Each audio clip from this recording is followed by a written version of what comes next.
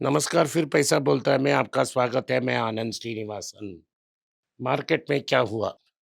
Market में Friday evening Saturday में ज़वेरी बाज़ार में सोना आगे चल गया 13,100 तक पहुँच गया। अभी सोना आज सुबह करेक्ट होके 13,020 तक है, ₹80 डाउन है। क्योंकि कल रात ग्लोबल मार्केट में सोना का दाम में माइनर करेक्शन था, चाँदी में भी करेक्शन था। ओवरऑल मार्केट स्टेबल रहेगा। अगर ये करेक्शन है तो शॉर्ट टर्म करेक्शन होगा। इधर से बहुत नीचे आने के लिए एक मेजर मैक्रो इकोनॉमिक चेंज होना चाहिए।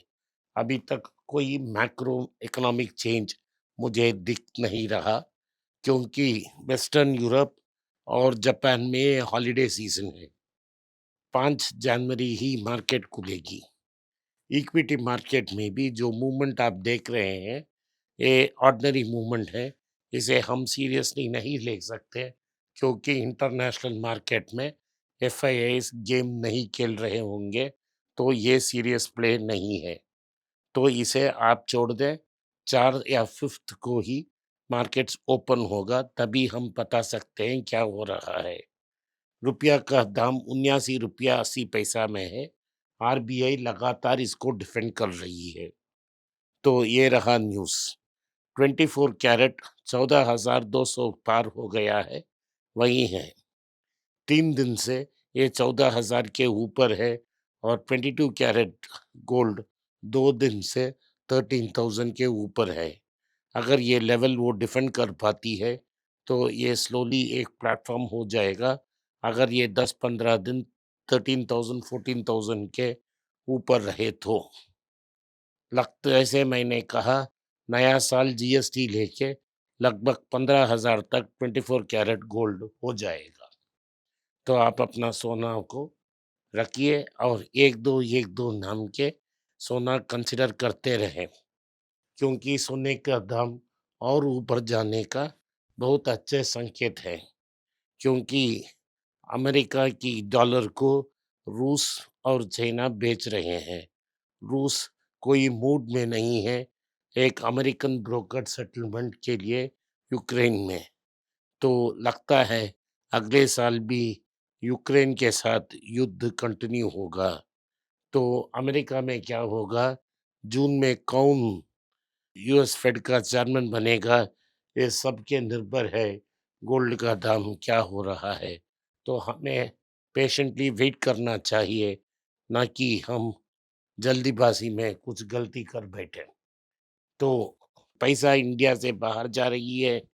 एफआईआईस ने इस साल 1,58,000 करोड़ बेचकर बाहर लेके जा रहे हैं। हर आईपीओ में भी प्राइवेट इक्विटी फंड्स पैसा को लेके जा रहे हैं बाहर। इसी में भारत से और $2.5 बिलियन जाने का चांसेस है। क्या हो गया? कोफोर्ज नाम का एक बड़ा इंडियन कंपनी, जो पहले एनआईआईटी के नाम से जाना जाता था, उसने एनकोर नाम का एक यूएस कंपनी को स्वॉलो किया है। एनकोर का आज का टर्नओवर $700 मिलियन है। अभी प्रॉफिटेबल कंपनी नहीं है, लेकिन एनकोर की जो मालिक हैं, वो private equity funds led by Warburg Pincus है। वो इस कंपनी को कोफोर्ज को बेच दिए हैं, और इन एक्सचेंज कोफोर्ज की 20% स्टॉक नई प्रेफरेंशली शेयर कैपिटल के साथ ले रहे हैं। इसका मतलब है कि शेयर कैपिटल एक्सपैंड होगा, ईपीएस गिर जाएगा। कोफोर्ज का एक्सपेक्टेशन है कि अगले साल इस फुल ईयर में 26-27 में $2 बिलियन एक्स्ट्रा टर्नओवर आएगा। ये इंजीनियरिंग, डेटा सर्विसेज और क्लाउड कंप्यूटिंग में ये अच्छा काम करेगा। यही कोफोर्स का एक्सपेक्टेशंस है। लेकिन हाथ लगने पे ही कुछ जो पीईज हैं इसे बेच सकते हैं, क्योंकि कोफोर्ज हाईली ओवर वैल्यूड है। अगले एक साल में ये $2.5 बिलियन भारत के बाहर जा सकता है। आईपीओ बूम ने रियलिटी चेक आ गया है। 60% के ऊपर आईपीओ नेगेटिव रिटर्न दे रहे हैं। मैंने आपको कहा था कि आप इसे अवॉइड करें, क्योंकि अंग्रेजी में एक मुहावरा है, to find a needle in a haystack, जो है कि स्टैक में एक सुई को ढूंढ निकालना उतना मुश्किल है एक अच्छे आईपीओ को। मैं सिर्फ 2 आईपीओ को देख पाया अच्छा था। एक था बजाज हाउसिंग फाइनेंस और दूसरा टाटा टेक्नोलॉजीज़। टाटा कैपिटल भी नुकसानदायक साबित हुआ। तो हमें केयरफुली काम लेना चाहिए। जल्दीबाज़ी में अगर आपने आईपीओ में निवेश किया, तो आपका नुकसान हो जाएगा। मेरा जो एक फ़ेवरेट स्टॉक है, उसने रिकॉर्ड परफ़ॉर्मेंस दी। इस साल में जो साल खत्म हो रही है, ये है मनप्पुरम फाइनेंस। इसके 2 एक्टिव मूवर्स थे। बेन कैपिटल ने इसमें एंटर की, अपना पैसा लगाई, पूंजी लगाई और एक्सपेंड किया। अभी एक नया सीएफओ को ला रहे हैं, ग्रुप सीएफओ। उनके पास बैंकिंग में 26 साल का एक्सपीरियंस है और उन्होंने अपने माइक्रो फाइनेंस आर्म में 250 करोड़ इन्फ्यूज़ किया है। इसका नाम आशीर्वाद है। ये भारत के सबसे बड़े कंपनी में से एक है।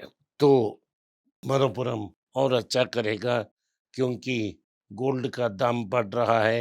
ये प्राइमरली गोल्ड लोन कंपनी है और एग्जिस्टिंग गोल्ड में और लोन दे सकता है, क्योंकि गोल्ड का दाम बढ़ रहा है। इससे एलटीवी भी बढ़ सकता है और अच्छा प्रॉफिट्स उनको मिल सकता है। दूसरा कंपनी है जो मैं ट्रैक कर रहा हूँ, वो है टाइटन। टाइटन में अच्छे दिन आए हैं। टाइटन के लिए हमने 1700 में इसको कंसिडर करने के लिए कहा था। लगभग दुगनी हो गई है स्टॉक। नियोल टाटा के बेटे ने अनाउंस किया था कि ट्रेंट में जो लैब ग्रोन डायमंड होगा, लेकिन उनका मूड बदल गया होगा। टाइटन एक लैब ग्रोन डायमंड्स लॉन्च कर रही है, आज लॉन्च कर रही है।